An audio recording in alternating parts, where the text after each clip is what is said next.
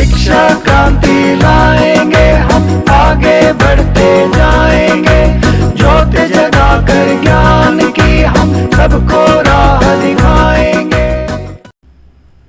प्यारे बच्चों, शिक्षा क्रांति चैनल में आपका स्वागत है। जैसा कि आपको पता है कि 12 नवंबर को हमारा NAS नेशनल अचीवमेंट सर्वे के अंतर्गत एग्जाम होना है, तो उसमें किस प्रकार के प्रश्न आएंगे उसी पर आधारित आज की ये वीडियो है। तो इस वीडियो को आप शुरू से लेकर अंत तक जरूर देखना, ताकि आपको अच्छी तरह पता चले कि किस प्रकार के उसमें प्रश्न आएंगे और उन्हें हमें किस प्रकार करना है। तो चलो शुरू करते हैं आज की वीडियो। तो देखिए बच्चों, गद्यांश को पढ़कर दिए गए प्रश्नों के उत्तर लिखें। यहाँ पर हमें एक गद्यांश दिया हुआ है, इसको पहले हमें पढ़ना है, इससे संबंधित ही हमारे से प्रश्न पूछे जाएंगे। तो पहले इसको हम पढ़ते हैं। एक दिन एक व्यक्ति महात्मा जी से मिलने के लिए आया। उसने उनके पास 3 बंदरों की मूर्ति देखी।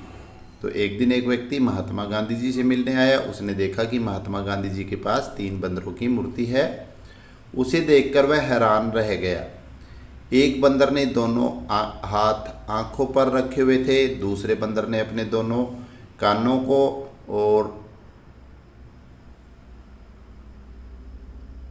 और तीसरे बंदर ने दोनों हाथ मुंह पर रखे हुए थे।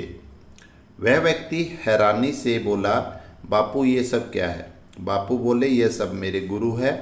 वह समझा नहीं, बोला, बापू ये सब आपके गुरु कैसे हैं? बापू ने समझाया, देखिए, पहला मुझसे कहता है बुरा मत देखो, दूसरा कहता है बुरा मत सुनो और तीसरा कहता है बुरा मत कहो। बापू के उपदेश में इतनी सरलता देखकर व्यक्ति समझ गया कि हम सभी को उनके उपदेशों का पालन करना चाहिए।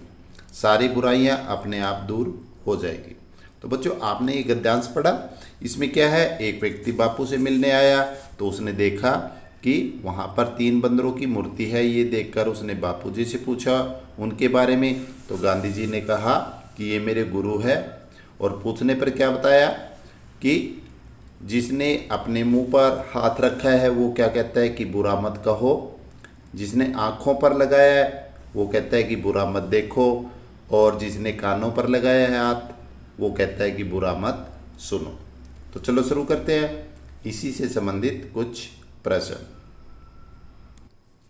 पिछली वीडियो में हमने 6 प्रश्न कर लिए थे, तो 6 के बाद इस गद्यांश का ये 7वां प्रश्न है। व्यक्ति ने जिस मूर्ति को देखा वह किसकी थी? तो वहाँ पर व्यक्ति ने किसकी मूर्ति को देखा था बच्चों?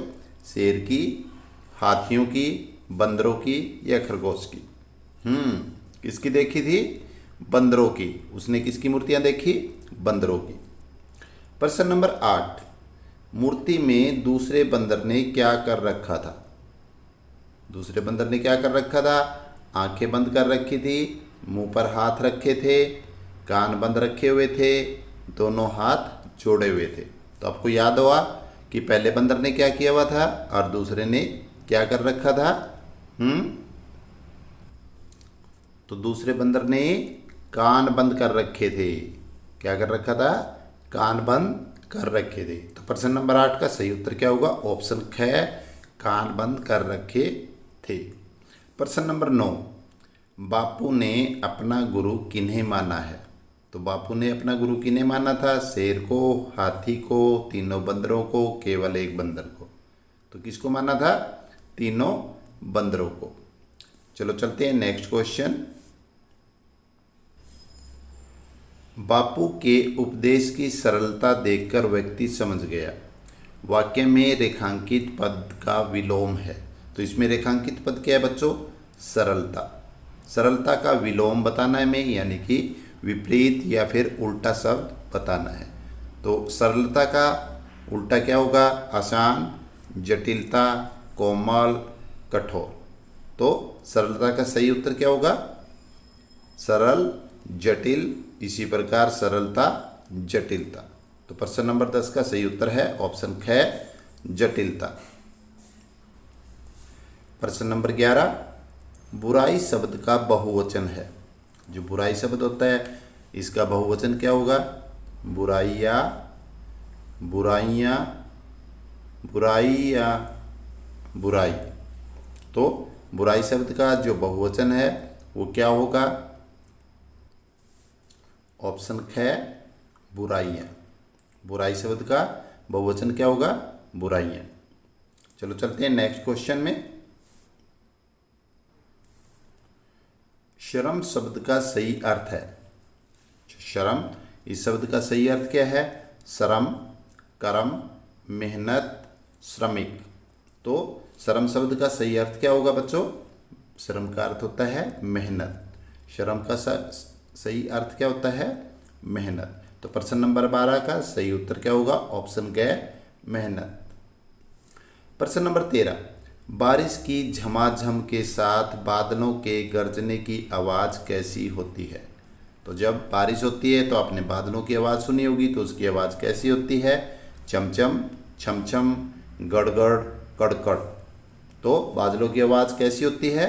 गड़गड़ाते हैं। बादल क्या करते हैं? जोर से गड़गड़ करते हैं। तो उनकी सही आवाज़ क्या होगी? गड़गड़। क्या होगा प्रश्न नंबर 13 का सही उत्तर? गड़गड़। तो बच्चों ये हमने पहले क्या किया है, इनके ऑप्शन थे उनमें सही उत्तर लगाए। उसके बाद हमारे जो एग्ज़ाम होंगे उसमें हमें वर्कशीट मिलेगी और उस वर्कशीट में हमें कैसे होंगे, ये प्रश्न नंबर 1 दिया होगा, उसके सामने हमें 4 ऑप्शन दिए होंगे और उनके ऊपर A, B, C, D या फिर क, ख, ग ये दोनों हो सकते हैं, या तो A, B, C, D हो सकते हैं या क, ख, ग। तो जैसे प्रश्न नंबर 1 के 4 ऑप्शन है, 2 के भी अभी हमने किए हैं, उनमें से एक उत्तर हमारा क्या है? बिल्कुल ठीक है।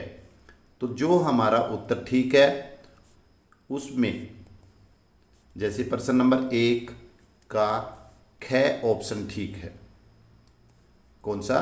ख ऑप्शन ठीक है। तो उसे हमें किस प्रकार फिल करना है? जो ये यहाँ गोल दायरा दिया है इसको बिल्कुल फिल करना है, ना इससे बाहर निकलने देना है पेंसिल को, और ना इसके अंदर, जैसे मान लो ये है, ना हमें सिर्फ इतना करना है, हमें पूरा गोला फिल करना है। उससे बाहर भी निकलने देना पेंसिल को, और ना उसके बिल्कुल बीच में छोटी सी बिंदु लगानी है। हमें बिल्कुल जितना गोला दिया है वो पूरा फिल करना है। प्रश्न नंबर 2 उसका मान लो ग आंसर है, तो उसको भी हमें ग को ही फिल करना है। प्रश्न नंबर 3 मान लो हमारा क आंसर ठीक है, पहला ऑप्शन ठीक है, तो हमें किस प्रकार फिल करना है? इसको ऐसे फिल करना है। प्रश्न नंबर 4 का घ ठीक है, तो हमें घ को फिल करना है। तो बच्चों आज की वीडियो में आपने कुछ प्रश्नों के उत्तर जाने और हमें उन प्रश्नों को किस प्रकार OMR शीट में फिल करना है ये जाना। तो आज की वीडियो में बस इतना ही। अगली वीडियो तक bye bye and take care.